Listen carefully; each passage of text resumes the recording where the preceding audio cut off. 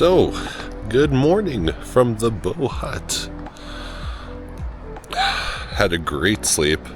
Went to bed I think around 10ish. Woke up at 6:30. It's just before 7 right now. We're about to go eat breakfast. Yeah, really comfy. I slept well. No surprise because I was super tired from the night before. And yeah, we got breakfast in a couple minutes. Just enjoying this beautiful sunrise on the mountains here. And then after breakfast, we're making our lunches for the day. And then about 8:30ish, we're supposed to be heading out to the glacier. So early, not really an early start, you know, all things considered, but getting at it, you know, early and hoping to have some fun. Super excited. And yeah, I'm hoping to get a bunch of videos being up on the glacier and whatnot, so we'll see how it goes.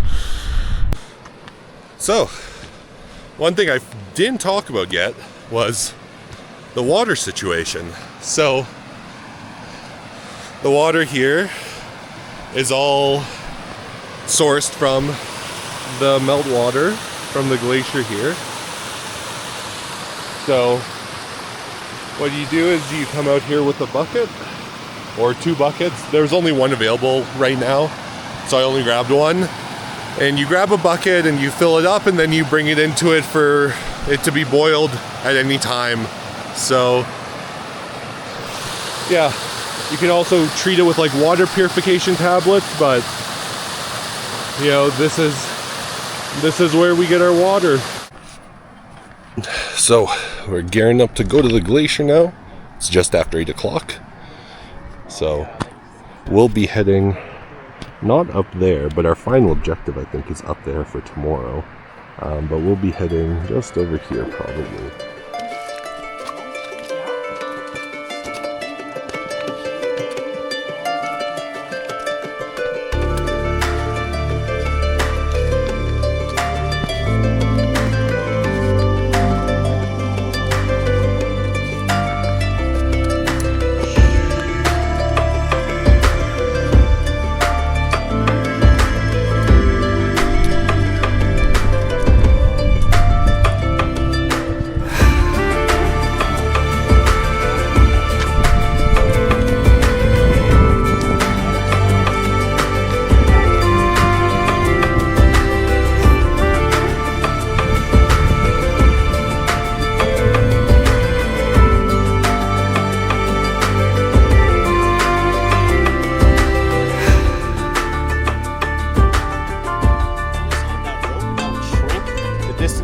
Down to like 14 meters or something like that, and then we could get away with doing some glacier travel. But it's something that we definitely don't recommend. All right, so what we recommend is that you rope up in a glacier travel team of 3 or more. And secondly, what we recommend is that you travel with a second rope team with you. So that could be another team of 3, for example, right? That's the safest possible system for folks that are of low experience level and don't have a ton of time traveling on glaciers. That gives you the best sort of option for enacting a rescue if somebody does fall. That's this location, and that's this, like so. Okay, once again, figure 8 on a bite, looking really good. Perfect. I take that knot and I find it and make it obvious. I take the end of the rope, I also make it obvious, and then I go over here, take this thing, do the same thing over here, which is great. And now this, once again, becomes a figure 8 on a bite, like so. All right, and essentially what I've done here is just divided the entire climbing rope into a bunch of different sections of equal length. So because this is our longest rope, we're gonna house a team of 4 on this rope. But realistically, there's 5 positions on this rope that I could potentially clip into. The 2 ends are 2 positions, and in each knot is a position. The front is gonna be leading on the rope, so it's a little bit different when we're guiding. we tend to want to have the extra rope with us as guides. In a recreational setting, typically you want to put the extra rope, the position that's not being used for glacier travel, in somebody's bag. And typically that person is the person that's at the back of the team. All right, because we need that chunk of rope to do a rescue out of the crevasse.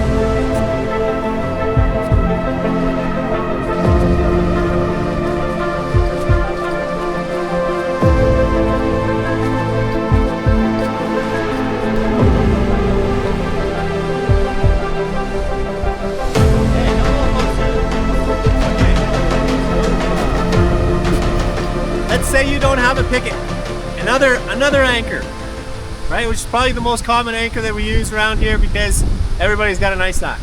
So this is called a T-slot. So over here, I'm gonna grab this with me, getting a little closer. Check this out. So same scenario, but different. So I'm gonna need to dig a trench, and this trench is gonna need to be most of the depth of my ice axe. All right, so this will take a little while.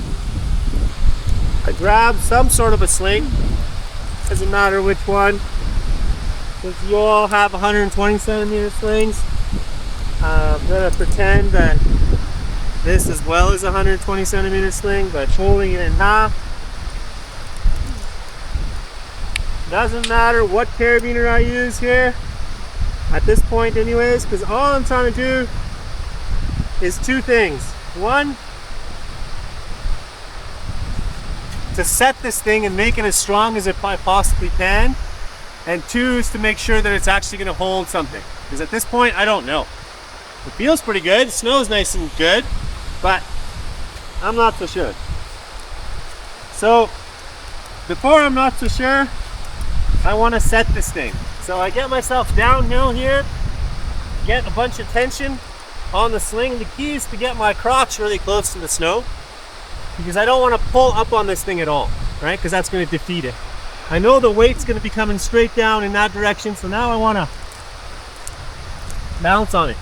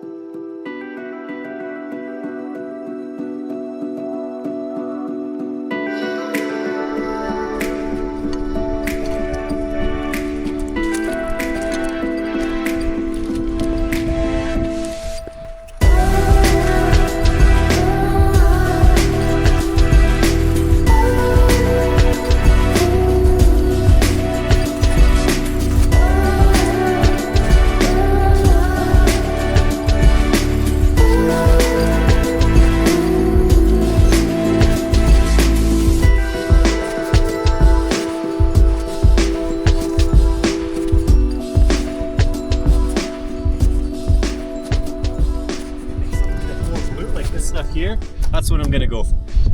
Okay, so that's why I walked over here, because this is a nice bloopy size. I still know that the stuff on the surface, much like the snow back there, is just junk and not really working. So I take my adze and my ice axe, I get myself down and dirty here, and I start scraping. Now I get a non-locking carabiner, I clip it in here, because now I'm making an anchor. So let's say the situation is once again different. We want to rappel down here, or we want to do some belaying, or something like that. So I'm actually making an anchor out of my sling. And quite simply, 2 non-locking carabiners are sufficient there. Once again, I have a 240 centimeter sling, so I'm just gonna half the thing so it looks like what you guys are doing. I put the sling into one of the carabiners like so. I put the sling into the second carabiner like so. And then I've got all these strands here.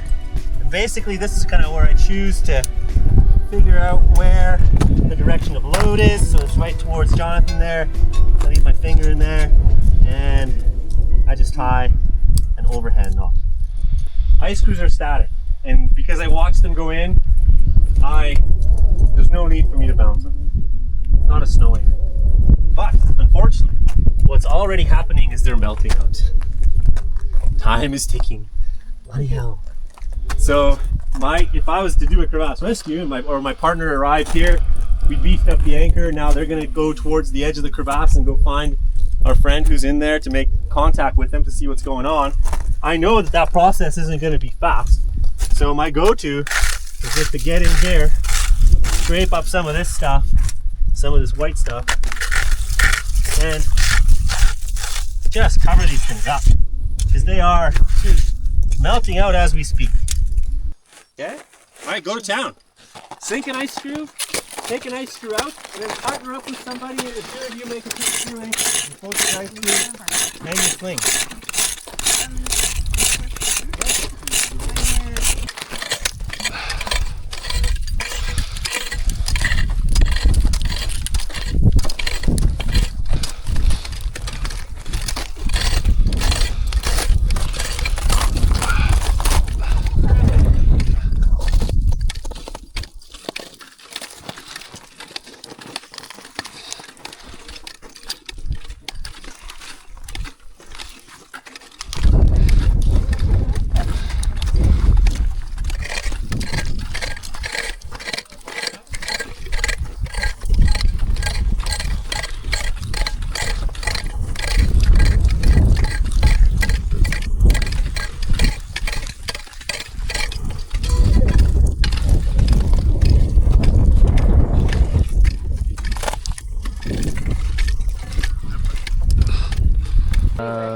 Nope.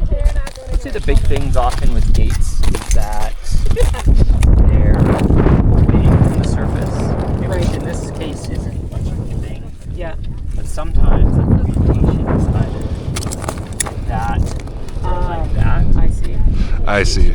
Gate up. Right. I usually end up with the gate down like that because there's a bigger surface here to put things. Yeah. And that's good. Nice to get this bar tack out of the way if you're not. Yeah, because it's so annoying. And then it's just an overhand? Yes, Yeah. yeah. See how that's good.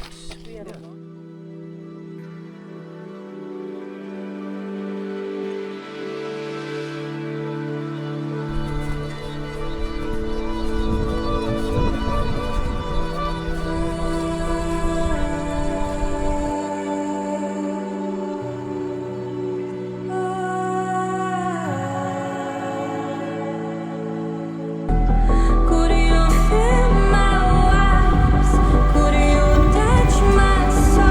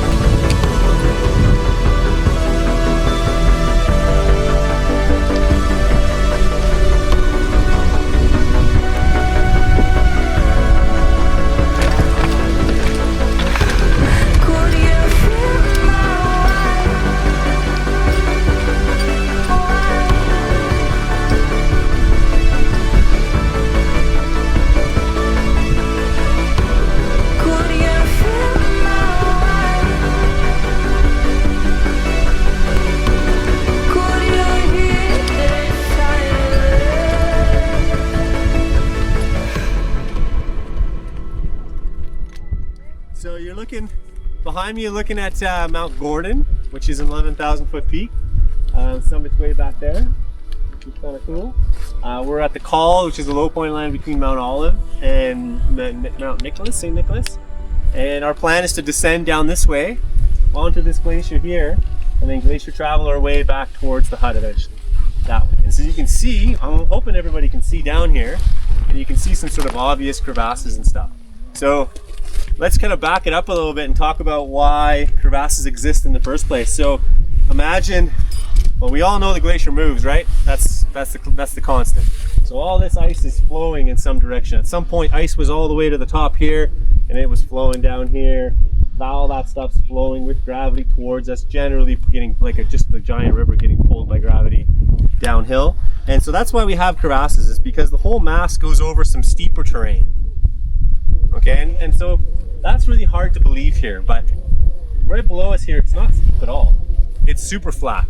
And there was a lot of years, I would say up until 10 years ago, there was no crevasses here at all. And I think what's happening now is the glacier is actually melting from below.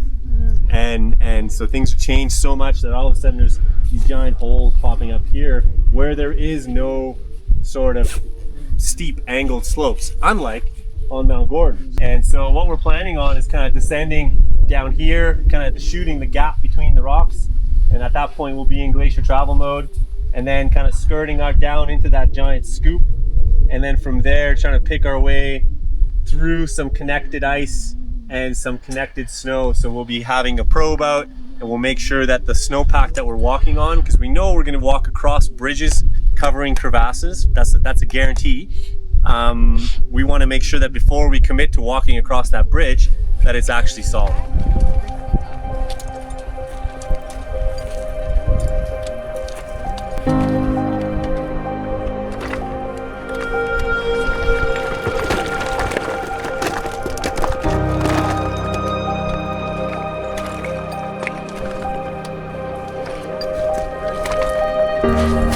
Where the glacier starts and finishes. So it's time for us to extend the rope and turn ourselves into glacier travel mode, which means it's time to untie that rope, and away we go.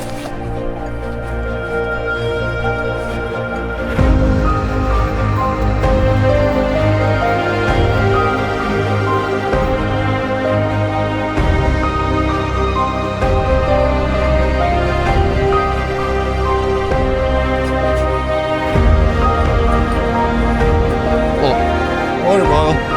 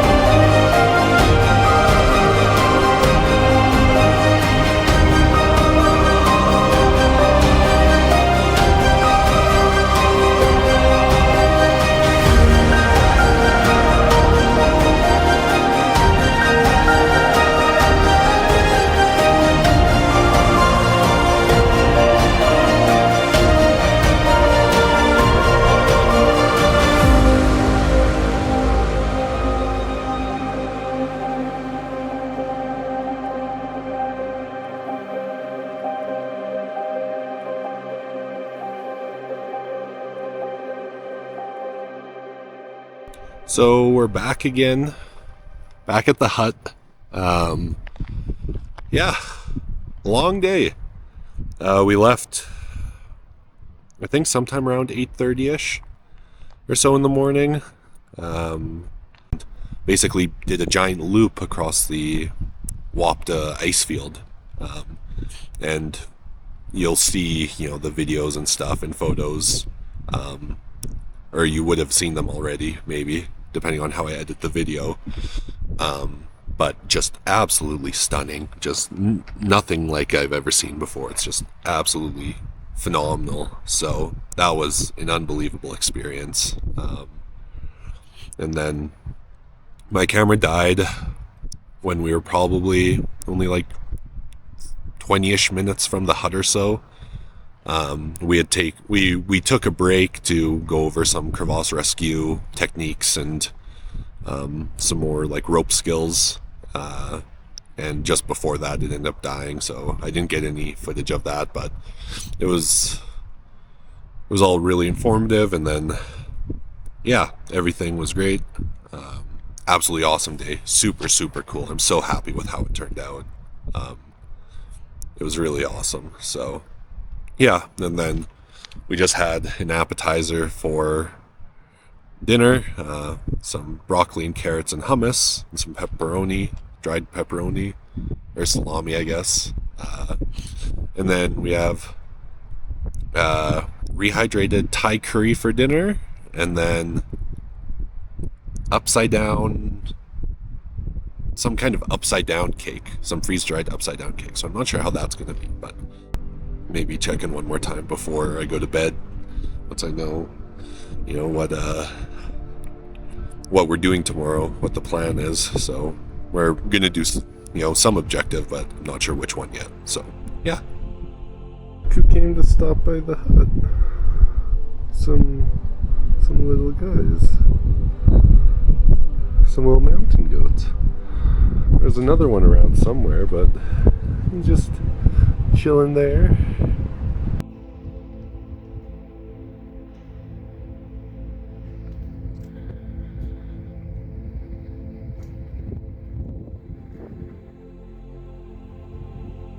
So just another quick update before we head to bed. We are going to go for an objective tomorrow. So we discussed it, and we're going to go up basically the Wapta ice field. And then, so we're going basically west from the hut. And then from there, depending on the conditions, we can decide to go to either Mount Rhonda, Mount Gordon, or Mount Olive. Mount Olive being the closest, and to me the most interesting, because it has a kind of like more technical steep snow pitch that you need to gain in order to reach the summit. Mount Gordon's the highest, but it's just basically a big glacier walk to it, and then a little scramble up to the top. And then I think Rhonda's the same, but not as high. So hoping we go for Gordon or Olive. I kind of want to go for Olive just because it has like the most technical aspects. But we'll see. We'll see what the morning brings. It might rain tomorrow, which could suck a lot if we're out, going for it when it starts coming down on us. It's even raining a little bit right now. So hopefully, this clears up for tomorrow and we have another nice day, but it looks like it's kind of iffy. So yeah, we'll check back in tomorrow and hopefully the day goes well.